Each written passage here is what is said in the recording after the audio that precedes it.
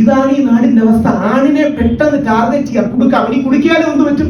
അവസാനം അവൻ എന്തെങ്കിലും അനുകൂലമായ സമീപനം കോടതിയുടെ ഭാഗത്തുനിന്ന് വന്ന വാർത്ത പോലും കൊടുക്കില്ല. അതാണ് പ്രശ്നം. പിന്നീട് എന്താ അറിയോ, ഗൂഗിളിലൊക്കെ പ്രത്യേകിച്ച് ടെക്നോ പാർക്കിലൊക്കെ വർക്ക് ചെയ്യുന്നവർക്കും ബാധകമാണ്. ബാക്ക്ഗ്രൗണ്ട് ചെക്ക് എന്നൊരു കാര്യമുണ്ട്. അതായത് ഡ്യൂ ഡെലിജൻസിന്റെ ഭാഗമായി ഞങ്ങൾ HR വർക്ക് ചെയ്യുന്നവരെല്ലാം വെറുതെ ഇവരുടെ സോഷ്യൽ മീഡിയയും ഗൂഗിളും ഒക്കെ ഒന്ന് സെർച്ച് ചെയ്ത് പോകും. അപ്പം കാണുന്നത് എന്താ? ഇവൻ പീഡകനാണ്, ഇവൻ മോശക്കാരനാണ് എന്നുള്ള വാർത്തകളാണ്. ഏതെങ്കിലും HR റിസ്ക് എടുക്കുമോ? അപ്പൊ ഞങ്ങൾക്ക് അങ്ങനെ രണ്ടുപേരുടെ കേസ് നേരിട്ട് ഡീൽ ചെയ്ത വ്യക്തിയാണ് ഞാൻ. ഞങ്ങൾ പറഞ്ഞു, സാറേ അവനെ വെറുതെ വിട്ടു, കോടതി അവനെതിരെയുള്ള വ്യാജ പരാതിയാണെന്ന് കണ്ടെത്തി. പക്ഷെ അവർ പറയുകയാണ്, നിങ്ങളൊരു കാര്യം ചെയ്ത് വാർത്തയെങ്കിലും കൊണ്ടുപോകാം. ആ വാർത്ത ആർക്കാ ന്യൂസ് വാല്യൂ ഇല്ല.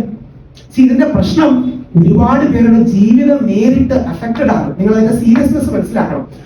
നമ്മൾ പലപ്പോഴും ഈ സ്ത്രീപക്ഷ നിലപാടുകൾക്ക് കൈയ്യടി നേടുമ്പോൾ ഒരുപാട് ആളുകളുടെ ജീവിതം അതിലൂടെ ഇല്ലാതാകുക.